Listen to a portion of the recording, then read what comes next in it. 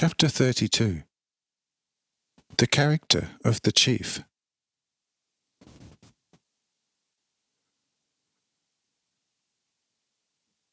After a while of deep contemplation, the High Pharisee says,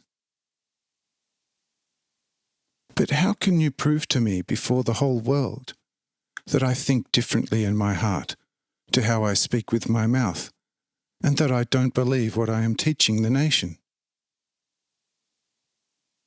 If my ancestors attacked the prophets, what I cannot and will not deny, which guilt can then be given to me for the fact that I have always honoured all the holy seers of God to the highest degree? If thousands of my colleagues in any case have no belief in what they teach, where is the proof that I should not believe such a thing?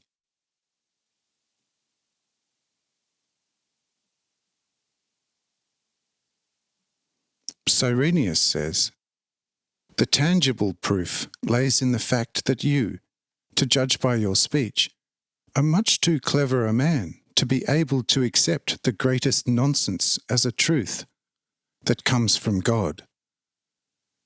You understand the high art of mathematics, and mathematicians do not so easily mistake a fly for an elephant, which you will never be able to deny in any retort." The High Pharisee says, "But where is the nonsense then that I could impossibly believe as a mathematician?" Cyrenius says, "Do you believe in your heart, for example, in the wonderful fertilizing effect of the temple dung that you, as far as I know, have promoted so highly in the rule for all these years? Do you believe in the healing effect of the regular new moon? Do you really believe that Jehovah still lives in the newly created Ark of the Covenant, like he lived in the old one of Moses, now long rejected? Do you believe in the correspondence of the naphtha flame on your shelf, with that strange holy column of fire or smoke over the Ark of the Covenant, which illuminated Moses out of Egypt? Do you really believe that it is of more use to the people to make sacrifices in the temple than to love their parents according to God's commandments and to be obedient to them in all things? Tell me openly whether you believe your religion, besides 1,000 similar statutes, completely devoid of human sense. For if you really believe in it, which seems impossible to me, that you are seriously more foolish than a camel, and are more suitable for anything other than a teacher of the people. But if you don't believe it, and nonetheless you teach the poor people with murder, fire and sword, such an evil nonsense, which you as a man of otherwise much knowledge and science can never believe, then you are a very most despicable deceiver of the people, and deserve, for political reasons, to be eternally in a prison as a criminal than to be a teacher of the people."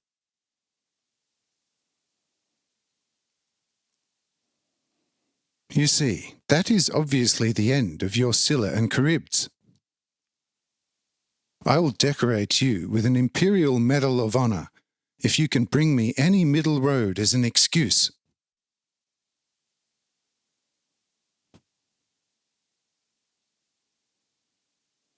At this, the High Pharisee begins to scratch himself quite actively behind the ears, and now no longer knows what to say. Hermes, the singer, or previously the messenger from Caesarea Philippi, says to Cyrenius, "High ruler, only now one is quite sewn in, and cannot find the way out of this weave." "Oh, that happens perfectly just to this brute against everything good and true. If I didn't know him as well as I do, then I could even pity him. For I feel sorry for such an evil sinner if he comes into great embarrassment. But I could see this fellow burn alive, and it would even be a pleasure for me. It is not the time and the place here to speak of what this high Pharisee has said confidentially. But you can be sure that there is not one good hair on all his body. Many will be sentenced to crucifixion by your laws, who are much better people than this most unscrupulous rogue over there. I am no judge, and therefore I have no one to sentence. But I nonetheless have a great joy that this lad has become so entangled.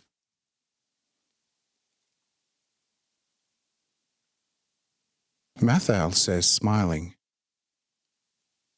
"But we still must pay very good attention that he does not tear the net and in the end laugh into all our faces." Until now he remained on the fence with his language, but if he is once driven into a corner, Cyrenius, you will soon see how he begins to parry. I only now know him fully, although I knew him from the temple. You see, it is he who 30 years ago laid hands on the high priest Zachariah and murdered him between the sacrificial altar and the holiest of holies, separated by a curtain. Matthew chapter 23, verse 35. But now nothing further about that. Hermes says, full of joy, "Oh, I know a lot of such facts about him, but they are not strictly provable enough, and so there is little or nothing that can be done." Cyrenius says, quite amazed at Mathal's statement, "Ah, what are you telling me now? So this fellow extinguished the light of life of that high priest, according to every person's witness, a highly pious and wise man. Well, it is good that I now have a hint about it. I will sort everything else out then." Here Cyrenius gave Captain Julius a sign to set up patrols, so that none of the arch-Pharisees could get away from him. Julius immediately gave the secret order, and what Cyrenius had commanded happened immediately. But the high Pharisees nonetheless noticed something of it, and asked Cyrenius, "For who is all this movement?"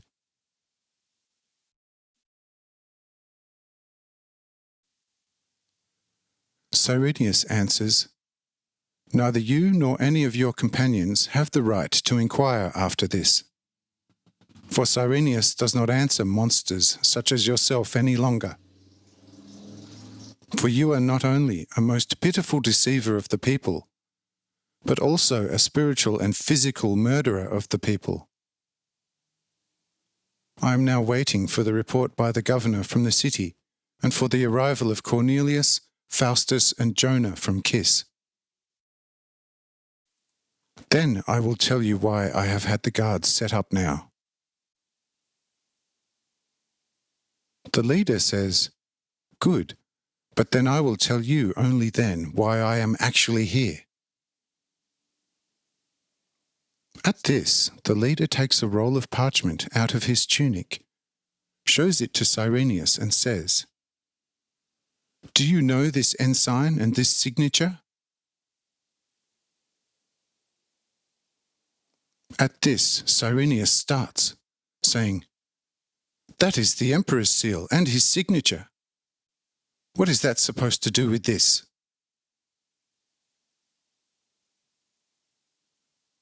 The leader says, "If it is necessary, you shall get to know the content. I therefore advise you to hold back from every further investigation against me. Otherwise, this roll will present very significant trouble for you. I still honor you as an honest man.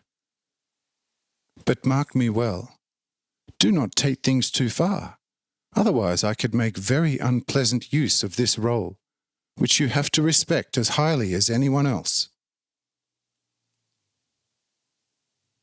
Truly, I would not have taken this fearful weapon out of my tunic pocket if you had not forced me to. But you began to step on me like a worm, and it is therefore the right time to show you that you are not the only lord in this sovereign territory by any means. I now think that it would be better to withdraw the guards, because otherwise I could be forced to place mine besides yours, despite the Sabbath.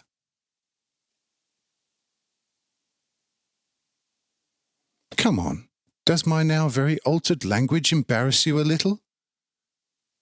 But you truly cannot be helped, for yours also embarrassed me somewhat. Briefly, I know you now, and you now know me. Now do what seems clever and good to you, and I will do the same. Have you understood me well?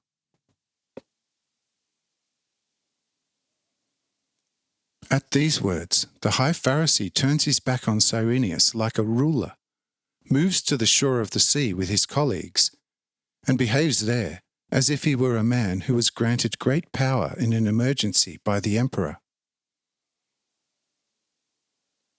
But Cyrenius finds himself now in great embarrassment and now does not know what he should do.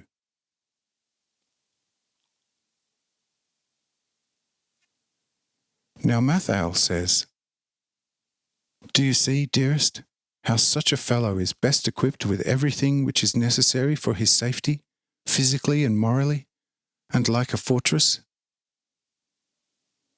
Therefore it is highly difficult and actually completely fruitless to act as judge, because these people, the Lord knows in which illicit ways, knew how to create the very highest secret privileges, against which it is now extremely difficult to act."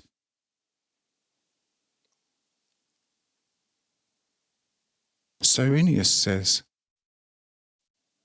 "But do tell me, dear, wise Mathael, how this human hydra possibly came upon a document of safety from the hand of the emperor without my knowledge and permission." Yes, nothing else can be done except to put on a good face at this evil game.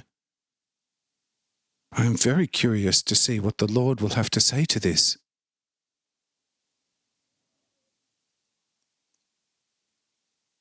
Mathael says, he will now not like to give a correct speech and answer, for he has already known in advance why he gave you this club as a test, and seems to have paid very little attention to the whole affair. Cyrenius says, "But we must now ask for advice." Mathael says, "In any case, there is now the greatest necessity for this,